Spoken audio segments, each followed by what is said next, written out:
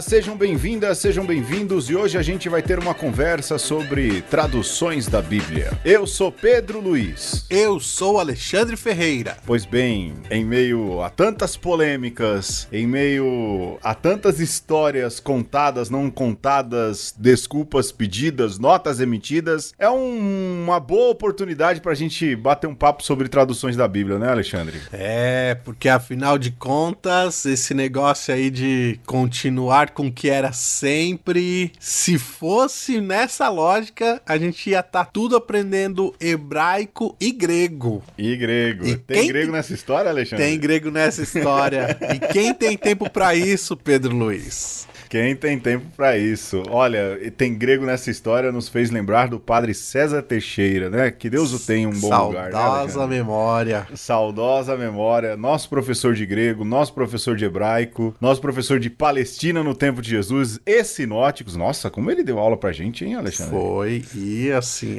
eram aulas, no mínimo, divertidíssimas. Divertidíssimas, é isso mesmo. Mas nós não falamos, né? Mas ele que cunhou a frase, e tem grego nessa história? E provavelmente já tem gente desligando esse podcast, porque, né, depois de todo esse currículo aí sobre teologia bíblica, e o cara termina a frase falando, nos divertimos, quer dizer, não levou a sério o estudo, né? Tá certo. 284 podcasts falando de teologia, a gente não levou a teologia a sério, né, Alexandre? É uns brincalhões. É um podcast de humor, né, Alexandre? A gente não pode falar de coisa séria. Não pode. Enfim, eu aconselho você, se você tá chegando aqui pela primeira vez, que volte uma casa no seu feed de podcast e escute o Começo de Conversa, que é sempre um texto, alguma coisa que introduz a esse programa.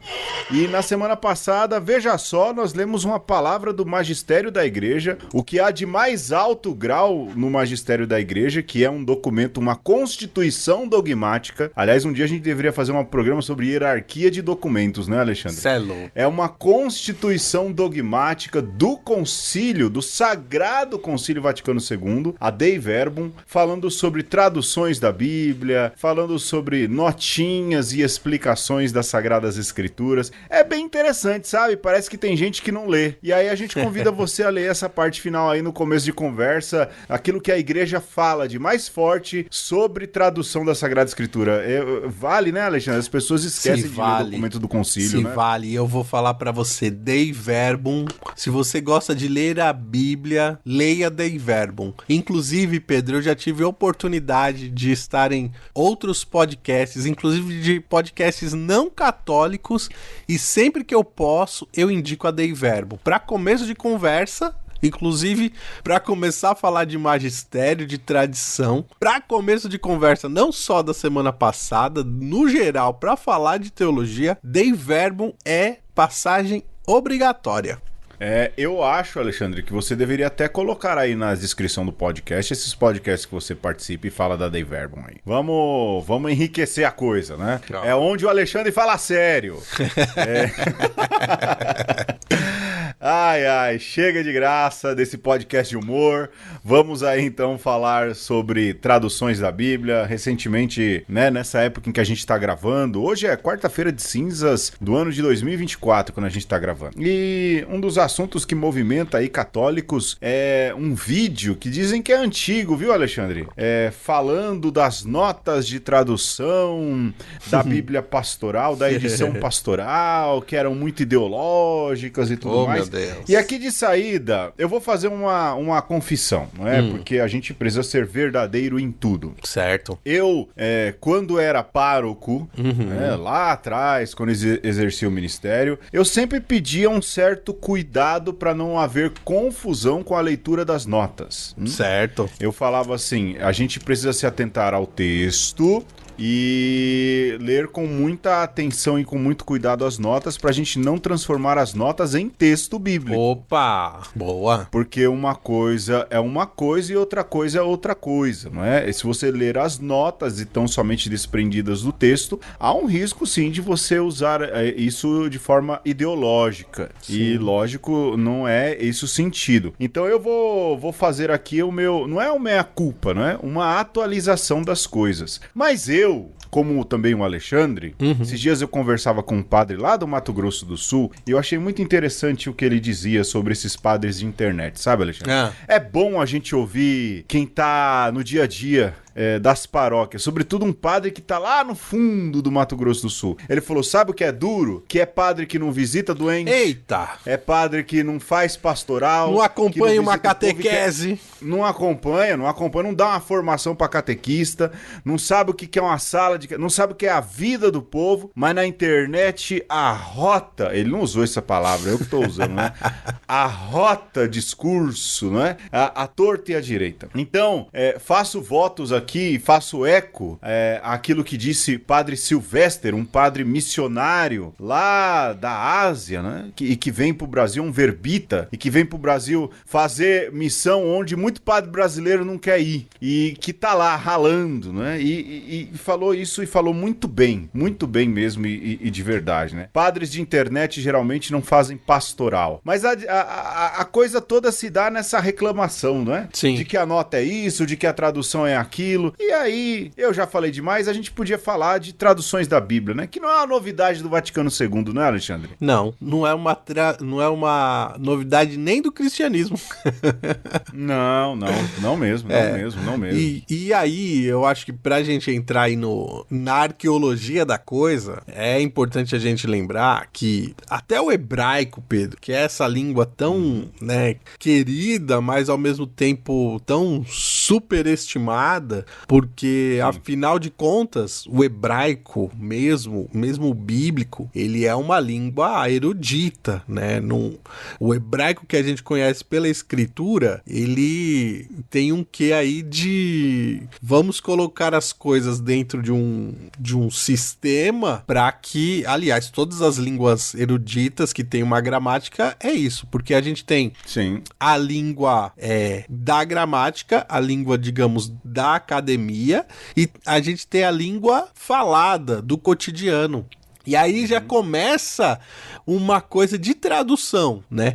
Então, quando a gente pega o aramaico, que era mais essa língua colada com a realidade, né? A língua do povo, já antes de Jesus, e o hebraico, a gente vai perceber que o hebraico tem esse quê de erudição, de tentativa de sistematização, para que essa palavra, que é chamada Palavra de Deus, possa ser, então, preservada.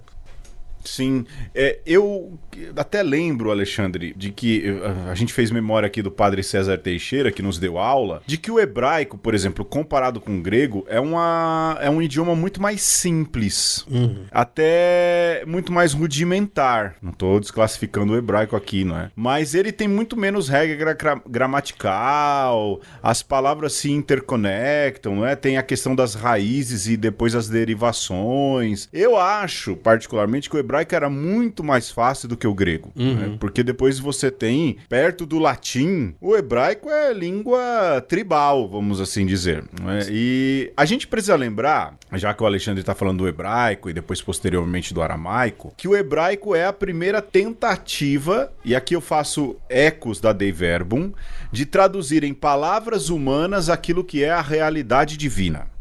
Pois é. A Bíblia, ela já é uma tradução. Sim.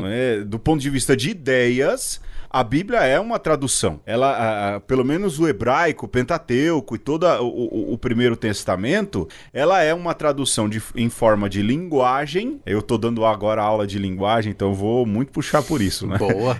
Em forma de linguagem daquilo que é a realidade humana. Aliás, o padre Vittorio Cipriani falava isso, né? Então, a Bíblia, ela já é uma tradução, porque ela é uma tradução em linguagem humana, a Dei Verbum diz isso, daquilo que é a linguagem e a realidade divina. Ponto. E aí tem, lógico... Ó, Alexandre, estão chamando você aí, hein? Na buzina, hein? Fala que grava primeiro, hein? Grava primeiro. E aí, o que eu acho que entra essa questão do hebraico, né? Que se torna uma língua... erudita se comparada ao aramaico, mas que era o idioma oficial das Sagradas Escrituras, tanto que você precisa tomar muito cuidado quando você tem uma Bíblia em hebraico e vai estudar hebraico, de que você não pode estudar hebraico com caneta. Lembra disso, Alexandre? Lembro. Porque às vezes pode pingar um ponto de caneta na página bíblica e isso transforma a palavra, porque o hebraico tem esse sistema, não é? Um pontinho de caneta pode transformar todo o sentido de uma letra e, consequentemente, de uma palavra. E era uma língua que já não chegava para o judeu no tempo de Jesus. O judeu no tempo de Jesus, como disse o Alexandre, falava o aramaico, ou seja, o hebraico é uma tradução, é uma questão de identidade de povo, mas que já não mais comunicava a palavra de Deus. E você não tem nenhuma edição, pelo menos que eu conheço, pode estar sendo muito ignorante aqui, mas aquilo que é a versão hebraica da Torá, ela é em hebraico tão somente. Então. Ela não pode ser utilizada oficialmente em outro idioma, não é isso, Alexandre? Sim, e você falando dos hebreus do tempo de Jesus, tem também uma distância temporal entre, por exemplo, os primeiros escritos do Pentateuco e lá a Palestina do tempo de Jesus, né? Gigante, né? E aí você pensa em termos de judaísmo, quanto que esse judaísmo se transformou, né, desde os primeiros escritos há mais de 1000 anos antes de Jesus, né? E o Pedro falava dessa tradução, né, por conta da linguagem, do próprio passar da oralidade para a escrita, né? Então, sim, veja, a gente percebe nesse caminho que as coisas elas vão se sedimentando também para criar uma identidade. E aquilo que é sedimentado, você tem um apego, porque se diz assim, isso que é a palavra de Deus, mas isso também que é o nosso arcabouço cultural, isso não pode ser perdido. Só que, Pedro, no tempo de Jesus, a maioria dos judeus não vivia no território que era chamado de Israel ou Palestina, né, o território dos judeus antigos. A maioria vivia na diáspora e sequer entendia esse aramaico e muito menos esse hebraico. Sim. Daí que essas escrituras estão preservando, né? Olha só a complexidade dessa situação. Então, um povo que tinha uma identidade, que queria preservar essa identidade, mas que do ponto de vista já do domínio de uma língua que te dava acesso a essa identidade, a essa cultura, já não era mais do fazer cotidiano, né? Então, se dizia que o bom judeu, né, seja da Palestina, seja da diáspora, era aquele que se esmerava, que ia buscar esse preciosismo de aprender o hebraico, né? Exato. E, por exemplo, provavelmente Jesus sabia o hebraico daquilo que todo judeu hoje sabe de hebraico, né? O suficiente para ler a Torá no Bar Mitzvah em algum momento ou outro, né? Porque, como disse o Alexandre, era uma língua muito erudita e já era uma língua... É como pedir para um católico ler em latim. Boa. Não é? É como pedir... o latim é a língua oficial da igreja, ok. Pede para um padre aí, para a maioria dos padres, lerem um texto em latim e traduzir o texto em latim com esmero e destreza. Isso não vai acontecer e isso não é demérito de nenhum padre. Mas um paternoster rola, né? Sim, um Paternoster, uma Regina Coeli, não é? Mesmo a Ave Maria, vai tranquilo, né? Essas coisas, o Salve Regina, essas coisas é o básico, né? Mas você entende essa questão? Não é um domínio de idioma. E mesmo a igreja, ela coloca lá, olha, você está se formando para sacerdote, aprenda aí hebraico bíblico, aprenda aí o grego bíblico, aprenda aí o latim, mas tudo isso para ter o básico. Né? Minimamente você tem que saber de onde veio. É componente curricular, né, Alexandre? Nada mais do que isso, né? É um componente curricular. Nesse sentido, a gente precisa lembrar, e faço eco ao que o Alexandre dizia, que no tempo de Jesus, quem sabia hebraico? Muito provavelmente os sacerdotes, né? A turma do templo, talvez os escribas ali, mas o povão mesmo, e muito provavelmente até os sacerdotes, os levitas, os rabinos dos interiores, os levitas, e mesmo os rabinos do interior de Israel aí, sabiam quase nada de hebraico, né? Ou sabiam hebraico o suficiente, mas não para falar. Hoje deve-se falar mais hebraico em Israel, certamente, do que se falava no tempo de Jesus. Isso é certo. E aí entra uma tradução da Bíblia. Sim. Né? E que ela é importante. Ouça aqui, cristão. Você é cristão? Se você acredita em Jesus Cristo, Cristo, e se você segue aí os ensinamentos de Jesus Cristo dado pelos apóstolos, saiba que as Sagradas Escrituras que você tem acesso por primeiro, elas são uma tradução da tradução. É isso mesmo, né?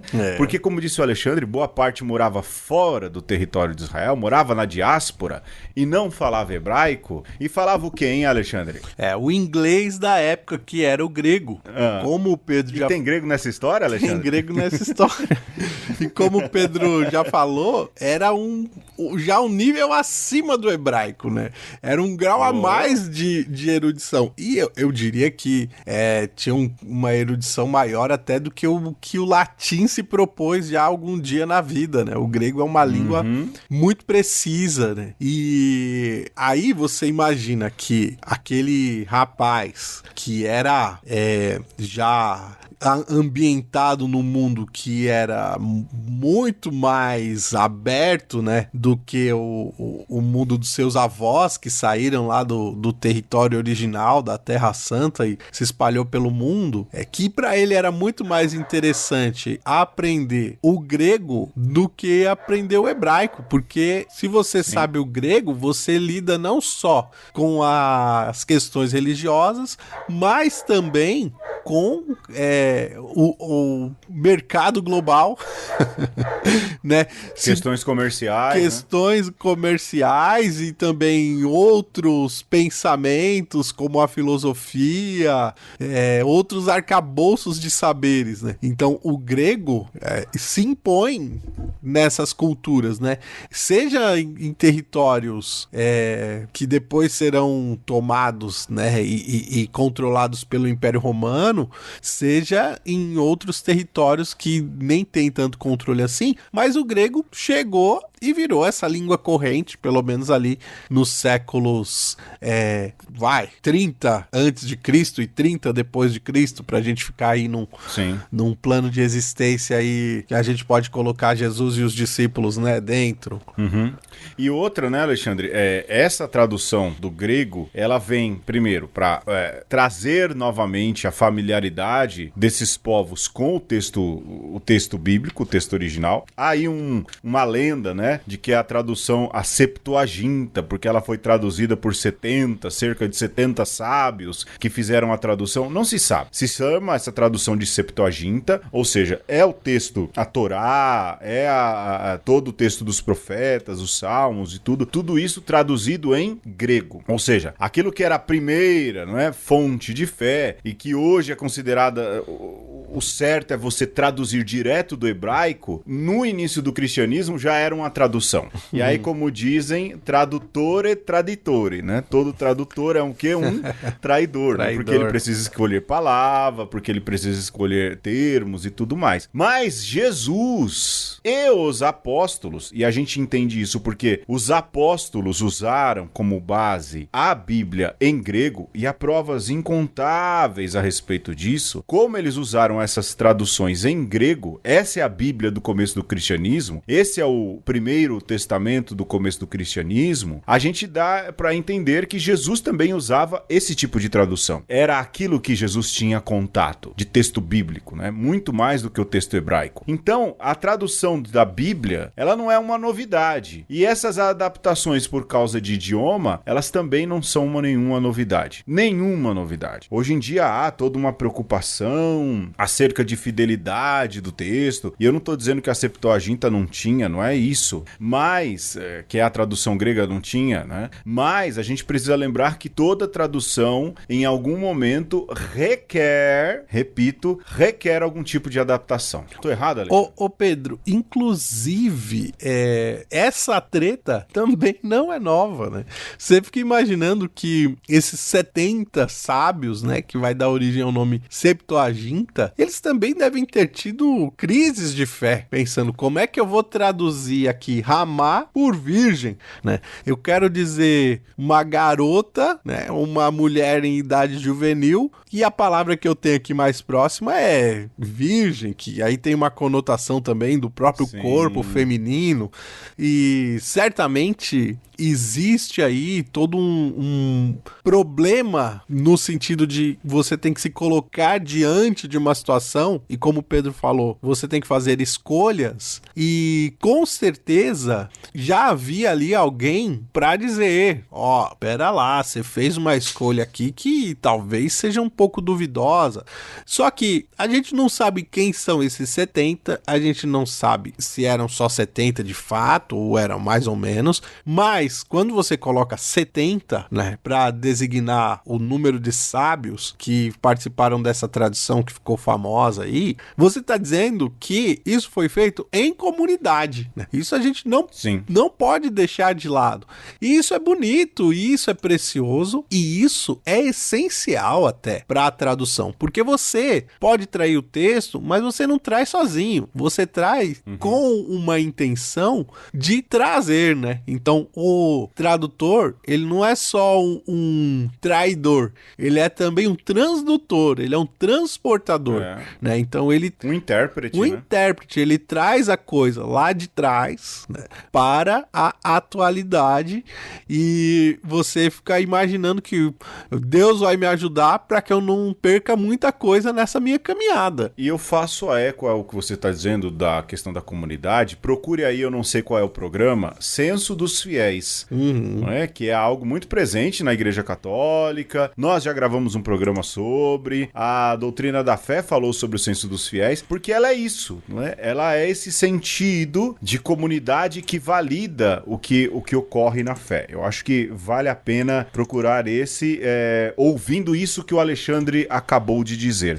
Para fechar, acho que esse primeiro bloco, é importante lembrar que a gente está falando até agora de Antigo Testamento, de Primeiro Testamento. E a gente entra, não é? Porque é incorporado ao cânon bíblico cristão, a gente ia falar cristão católico, mas cristão, as cartas de Paulo, os Atos dos Apóstolos, os Evangelhos, as outras cartas católicas. E todas elas, embora o ambiente fosse judaico, todas elas foram escritas em grego. Ou seja, a base da fé cristã, ela é uma tradução do hebraico, lembre-se disso, a base da fé cristã é, por primeiro, uma Bíblia grega traduzida do hebraico e escritos em grego. É aí a base da fé. Esse é o texto de sempre. Essa turma que quer as coisas desde sempre precisa definir historicamente qual é o sempre que elas estão falando, né, Alexandre? Qual o período histórico de sempre, né? Isso é importante. E a partir daí, então, a gente começa uma nova história, uma nova produção de Sagradas Escrituras. Depois há um salto, mas eu acho que esse salto a gente poderia falar depois da musiquinha. Pode ser, Alexandre? Bora!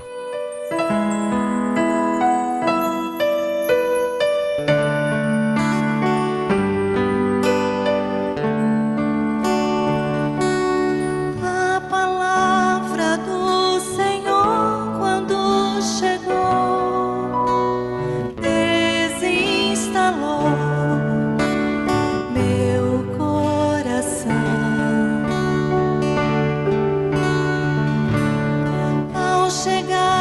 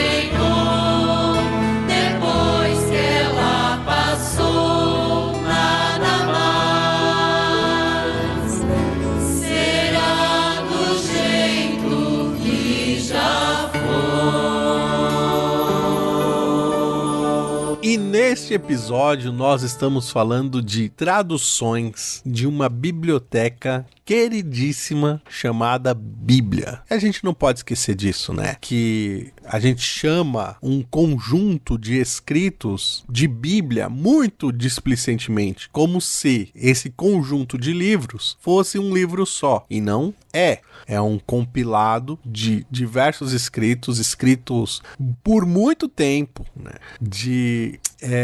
Compilados de uma tradição oral, mas que aos poucos foi se sedimentando, primeiro em hebraico e depois também a gente pode dizer em aramaico, em certa medida, ainda que depois tudo isso foi traduzido também para o grego. E quando isso já estava muito bem, obrigado, já sabemos o que é a Bíblia, houve um evento chamado Jesus de Nazaré, que começou uma nova história.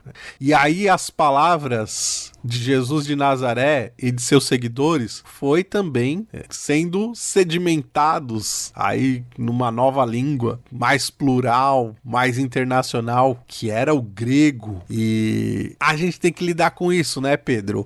Um conjunto de escritos, antes só em grego, agora em grego, ou melhor, antes só em hebraico e agora em hebraico e grego, que a cada compilação a gente pode ir denotando que as comunidades, elas também vão se separando, vão fazendo seus caminhos. Então, o que os judeus chamam de Torá, profetas e os escritos, é uma coisa. O que os cristãos, desde lá do começo do cristianismo, aí a gente pode falar século 3, 4, com os primeiros concílios ecumênicos, inclusive século 5, já vai ganhando uma outra experiência, um outro tipo de relação com essa palavra. E onde é que eu tô querendo chegar, Pedro? De que o uso da palavra de Deus pelas comunidades vai também dando identidade própria a essas comunidades. Então você imagina que ali já no ocaso do Império Romano, né, onde você tem muita gente, onde o Império Romano domina, que não fala nem hebraico e nem grego, que tá querendo, tá ansioso, está sedento por conhecer essa palavra que é de vida, que é a palavra de Deus. E aí aparece uma figura, né, Pedro? Que é São Jerônimo. E ele... São Jerônimo. Não só ele, né? Porque existem traduções, inclusive, antes dele, mas a dele acaba sendo, né, uma tradução aí que goza de um prestígio. Fala assim, não, eu vou levar a palavra de Deus na língua do povo. Sim, sim. A chamada Vulgata, que é a obra, né? A tradução de São Jerônimo, ela é uma tradução e uma revisão, né, Alexandre? Sim. Tem todo um trabalho aí, e São Jerônimo não fez sozinho também, né? Fez, inclusive, com um grupo de mulheres, hein? Sim, é importante lembrar disso. Então, assim, lógico. Aqui na capa do podcast tá São Jerônimo, né? O Caravaggio pintando. Né? Mas você tem aí todo um grupo que faz essa tradução, e ele, lógico, coordena essa tradução, secretaria essa tradução, e a Vulgata, então, século IV, século V, a Vulgata, então, se estabelece como a tradução em latim, na língua vulgar, isso é importante, na língua do povo, é sedimentada, então, essa tradução. Lembrando que São Jerônimo faz a tradução dos textos do Primeiro Testamento diretamente do hebraico, e, lógico, os textos do Novo Testamento ele faz em grego, ou seja, é um biblista de verdade, né, Alexandre? Polimata. Faz ali um baita trabalho de tradução, de coletar aí os dados, ou seja, não é qualquer coisa. E essa tradução, é lógico, ela vai se perdurando, ela vai se solidificando na igreja, né? Vai ganhando fama, à medida que da da igreja e depois, até por causa da Contra-Reforma, se solidifica ainda mais porque o latim se torna a língua oficial da igreja, Contra-Reforma protestante. Aqui entra um período histórico que tem muitos elementos, não é? A gente também não vai se deter em todos eles, mas aí Trento decreta que entre aí então o latim como língua oficial e a Vulgata como tradução típica da Igreja Católica, né? Acho que o sempre dos conservadores começa aí, né, Alexandre? Então, cara, de Trento, né? Mas veja, é muito doido, né, cara? Porque, assim, são vários problemas, né? Porque você imagina que, vamos dizer que a Vulgata, ela se tornou popular no ano de 500 depois de Cristo. Vamos colocar isso como um marco, né? Porque a gente gosta de arredondar. Vamos colocar aqui, século V, século VI. Né? como se as coisas fossem assim como um plug de tomada que você mudou, né? Então, exato. Vamos dizer que no ano 500 a Vulgata ela se torna popular. Mas, cara pálida, veja, nesses 500 anos antes, o que você tinha? Você tinha uma polissemia ou uma polifonia, né, de jeitos de lidar com a palavra de Deus. Ponto, né? De jeitos de lidar com a própria figura de Jesus, né, Alexandre? Com a própria... Exatamente. Então, você tem na Vulgata, por si, também um projeto político, né? Também uma tentativa de você forjar um jeito da comunidade cristã se relacionar, inclusive, entre si. Só que, Pedro, que comunidade cristã é essa? Porque se você está falando em latim, né? Você está dizendo que, então, esse contato com o povo judeu por si, ele já está sendo deixado de lado, né? Porque se você quisesse voltar à comunhão com os judeus, você ia estar falando, não, então vamos fundar escolas de hebraico em todos os cantos do cristianismo. Não é isso que acontece. Por outro lado, você tem todo o Oriente cristão que também está sendo, digamos, deixado de lado, né? Que, sim, se a gente não quiser falar deixado de lado, mas minimamente a tradução da Vulgata ela serve para o lado ocidente. Vai falar minimamente. Império. Minimamente você tá falando do Império do Ocidente Romano. Fala assim: ó, a gente tá cuidando dessa banda aqui. O que vocês estão fazendo do outro lado aí não interessa muito pra gente. Só que, Pedro, como que pode ser uma tradução popular, né? Se nessa época cada vez menos as pessoas estão aprendendo a ler e a escrever, né? Pelo menos é o que se diz, é o que tá na mente das pessoas, é que vai começar uma idade de trevas, de que as pessoas Alexandre. de que as pessoas não têm acesso a nem a Sagrada Escritura, nem a nenhum outro livro. As pessoas simplesmente estão tentando sobreviver do jeito que dá, né? Então, o que a gente tem em termos de trabalho, né, de mão na massa da Bíblia, de São Jerônimo até Trento, alguns poucos eruditos, em algumas situações privilegiadas, como os mosteiros, que conseguem pôr a mão nesse texto aí, né? Então, não só a Bíblia vai se tornando cada vez uma coisa muito longe, muito distante da realidade das pessoas, como o próprio latim. Sim. A própria fé, né, Alexandre? Porque entra aí também os povos germânicos, as chamadas invasões bárbaras. Tudo isso traz uma nova cultura, um novo idioma. E esse povo é evangelizado como, não é? Ou como é apresentado? Se o latim se torna oficial, você fechou. Você não popularizou, porque esses povos são povos, não é? Passíveis de serem apresentados à pessoa de Jesus Cristo, à fé. E como isso é feito se você fala uma língua mágica, porque se torna isso, não é? Uma língua mágica, hermética, cuja a constituição gramatical é diferente das línguas germânicas. Tem tudo isso que precisa ser levado em conta, não é? Mas aí é um problema, a tradução já não aproxima, mas reparem, se a gente remontar a linha, hebraico, grego, vulgata, é uma tentativa de fazer as pessoas se aproximarem de Deus por meio da palavra. Se levar em conta que a primeira iniciativa de texto bíblico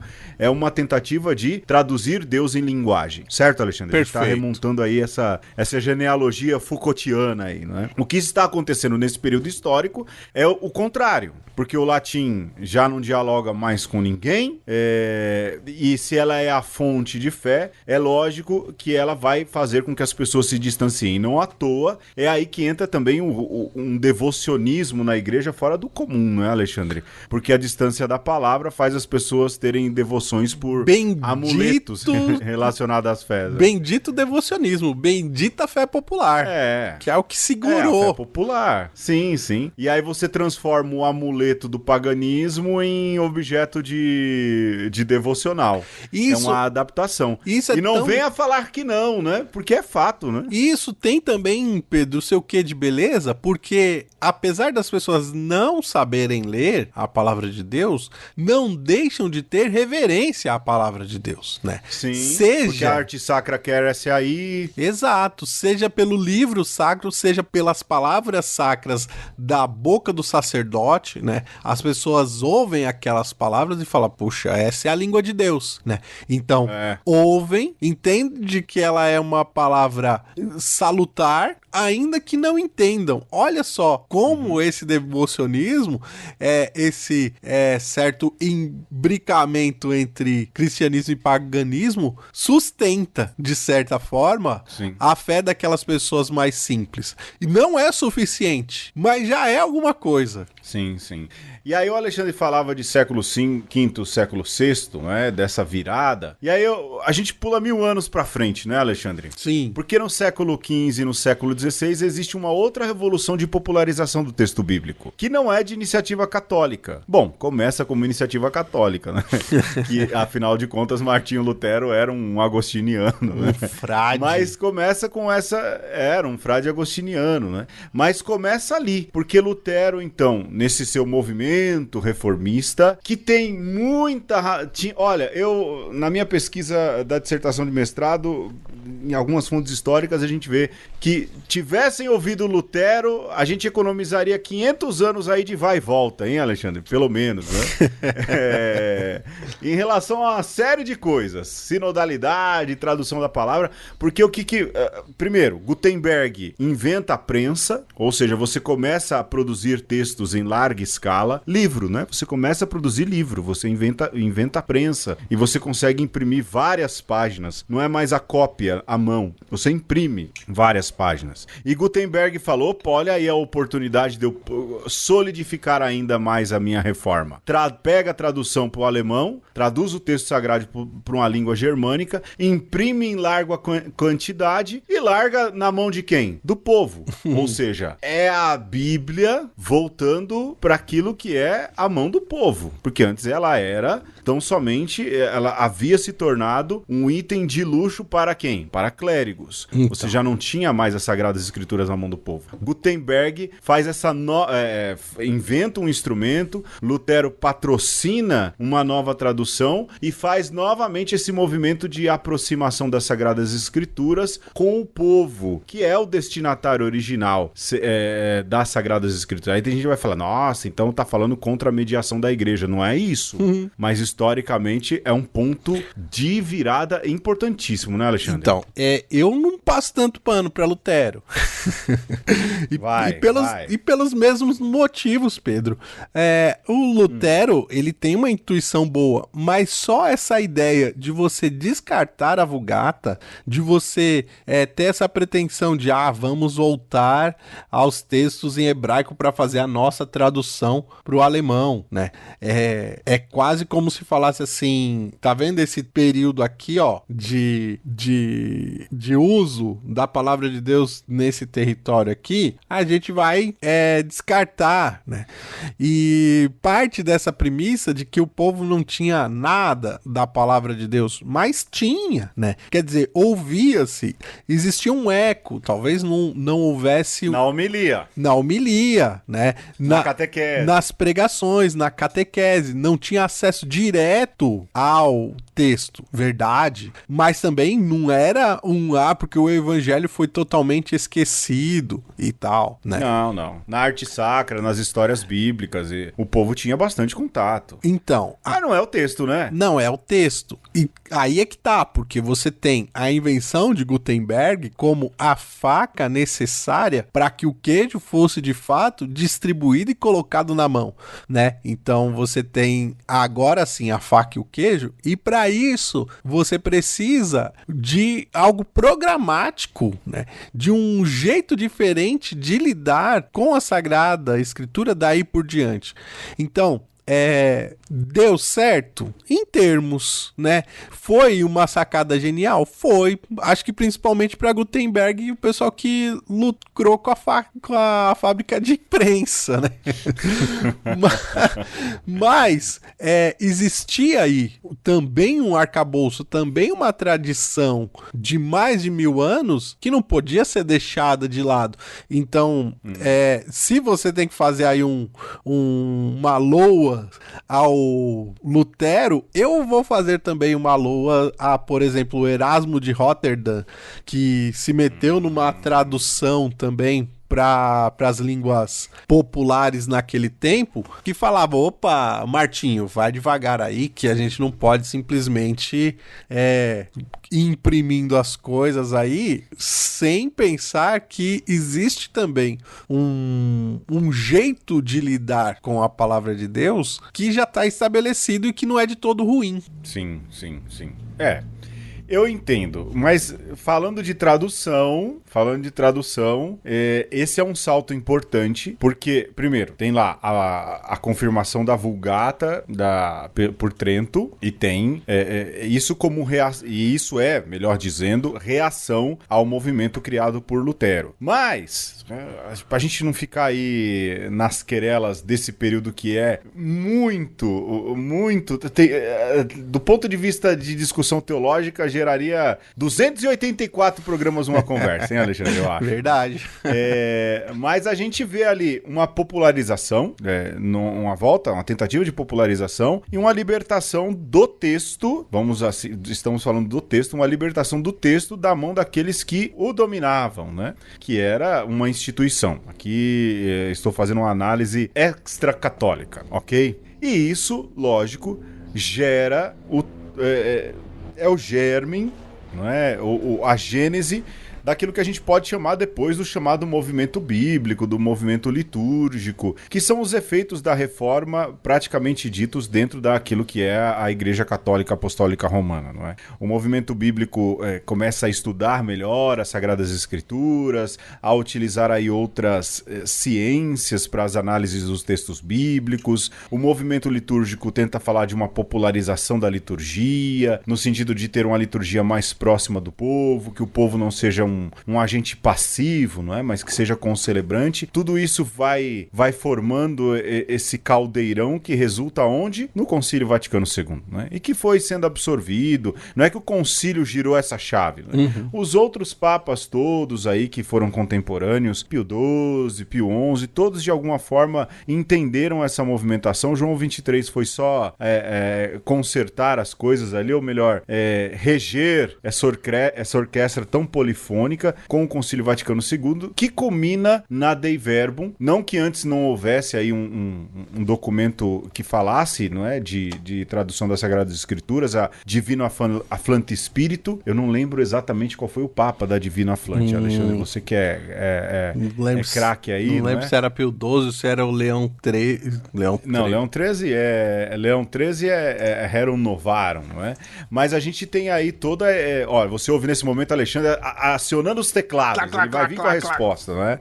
Clá. É Pio XII. Bíblico, Pio XII. Olha, então é mais perto do concílio do que imaginava, né? Você tem toda essa aceitação, até que então um concílio que é extremamente pastoral tem uma constituição dogmática sobre a palavra de Deus chamada Dei Verbum, que é uma síntese de tudo isso que a gente vem conversando aí nos últimos 10 minutos, né, Alexandre? A proximidade do texto bíblico, a necessidade aí de se valorizar a palavra de Deus, a Bíblia enquanto palavra de Deus, mas em palavras humanas, tudo isso. E a Dei Verbum fala de todo o respeito da palavra de Deus e termina o documento, chegando aí onde a gente quer chegar, falando da necessidade de se traduzir as Sagradas Escrituras para a língua do povo, de cada cultura. Da mesma maneira que o movimento litúrgico assim também o faz, não é? Através da Sacrosanto Concilium. Ou seja, é necessário que aquilo que são os textos sagrados, sejam os litúrgicos, sejam os bíblicos, eles tenham fácil acesso por meio da tradução na língua de cada povo, de cada país. Se surge um idioma novo, traduz-se as Sagradas Escrituras para esse idioma novo. Não é? Essa é a recomendação. E nessa recomendação, já na esteira do movimento bíblico, vem a recomendação de que esses textos, eles sejam o quê, Alexandre? Ricamente explicados por notas, por introduções, por contextualizações, por mapas. Tá lá, né, no começo de conversa esse texto. É aí que entra toda a questão da riqueza das traduções bíblicas aqui no Brasil. Todas elas são muito ricas nesse sentido, não é, Alexandre? Sim. Só a título de curiosidade, o Leão XIII tem uma encíclica chamada Providentíssimos Deus, que fala sobre os estudos bíblicos. Porque... Poxa. Essa... Foi mal.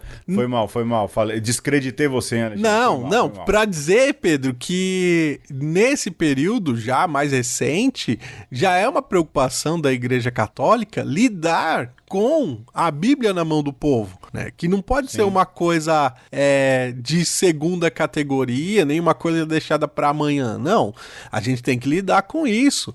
E eu acho que em tudo isso existe também essa providentíssima ação de Deus para que, Pedro, a nossa comunidade, né, a comunidade cristã, de uma maneira mais ampla, ela possa, de fato, se irmanar, né? Porque a nossa religião é uma religião que fecunda as mentes. Não é uma religião que deixa que a mente seja algo relegado, né? É disso que se trata. Um Deus que se comunica, ele quer dizer que a sua mente ela tem que estar, de alguma maneira, conformada com a sua revelação, né?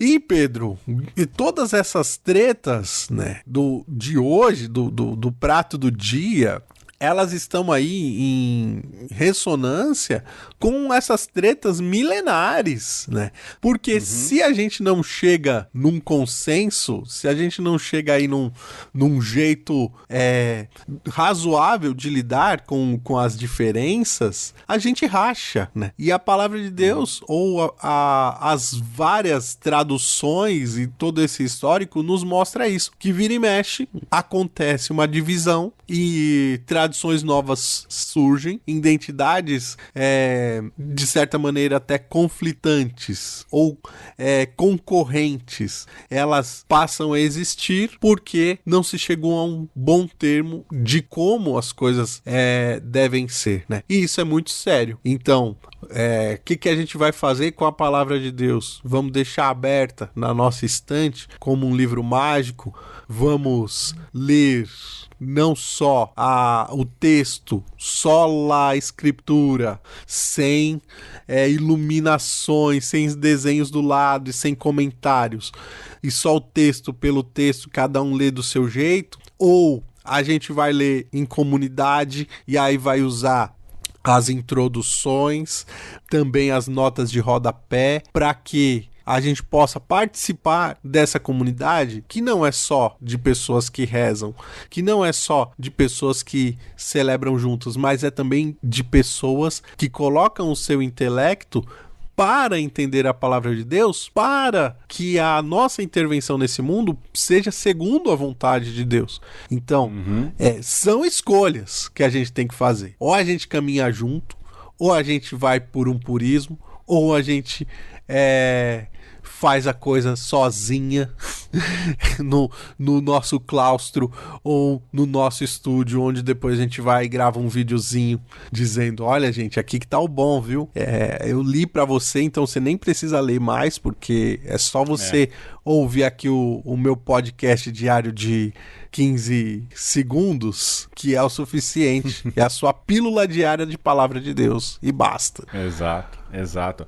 Mas eu acho que essa galera quer racha, viu, Alexandre? Eu não acho. dizer isso, mas eu acho que essa galera quer rachar, sim. E tem dinheiro envolvido, tem muito dinheiro envolvido sempre. Eu sempre falo que precisa se olhar o financiamento desses grupos aí, porque são muito ricos e ganham dinheiro tirando o dinheiro do povo.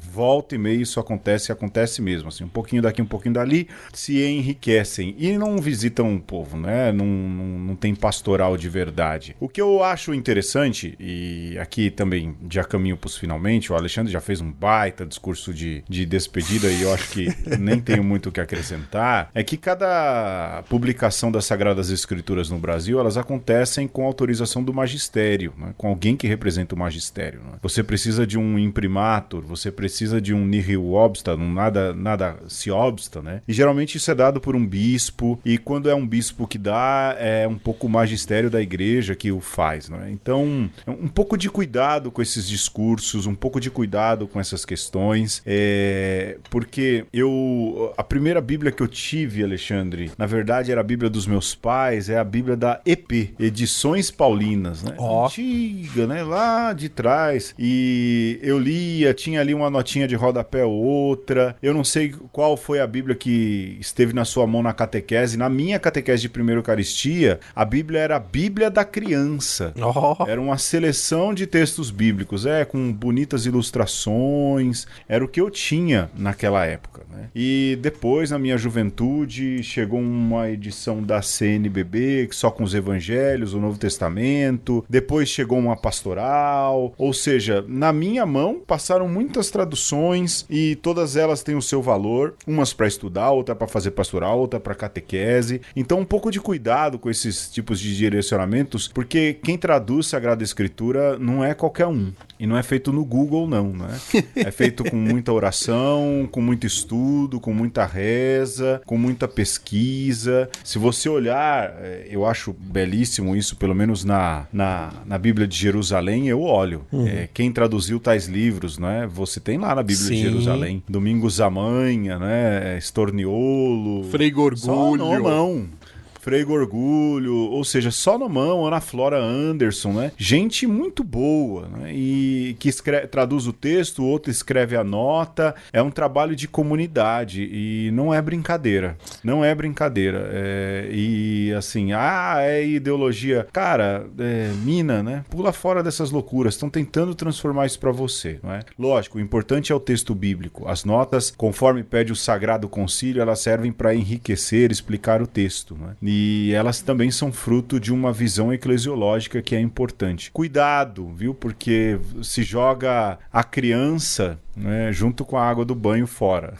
Justamente por causa de dizer que o outro tem ideologia por causa de ideologias. Cada texto tem sua particularidade, sua riqueza. Se quiser perguntar pra gente, depois manda um e-mail no Conversa Conosco, a gente fala aí um pouco das nossas impressões sobre Bíblia, né, Alexandre? Sim. E sem propaganda, né?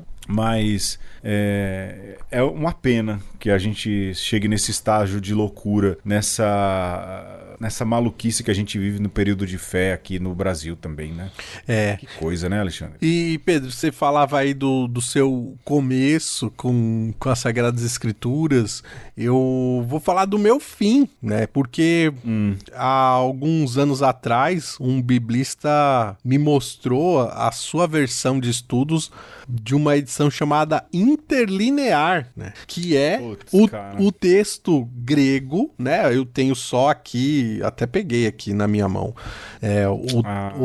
a versão do Novo Testamento, né?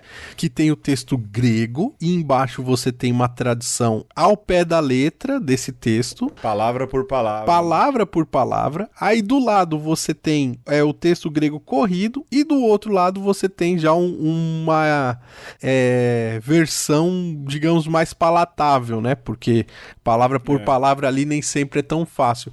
Mas, Pedro, olha só, essa edição que eu tenho, a interlinear aqui do Novo Testamento, chamada Interlinear Analítico, que foi traduzido e feita a curadoria pelo Paulo Sérgio Gomes e pelo Odair Olivetti, é de uma editora evangélica. Protestante, né? Sim. Da editora Cultura Cristã. E, rapaz, a gente não tem uma edição interlinear Não tem. católica, né? Nem do Novo Testamento, nem do Antigo.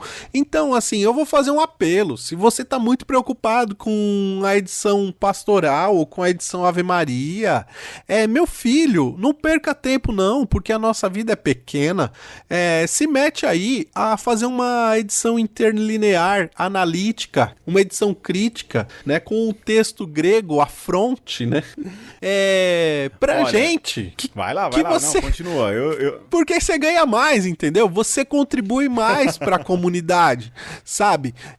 Porque ficar gastando tempo pra falar do trabalho que o outro fez, isso rapaz, mas nem lá na escola as crianças do 6º ano que eu acompanho não faz, entendeu? Pelo contrário, você vê as crianças muito mais celebrando o trabalho dos seus colegas do que falando, não, mas você esqueceu aí de colocar a vírgula, né? Então, pelo amor de Deus, gente, né?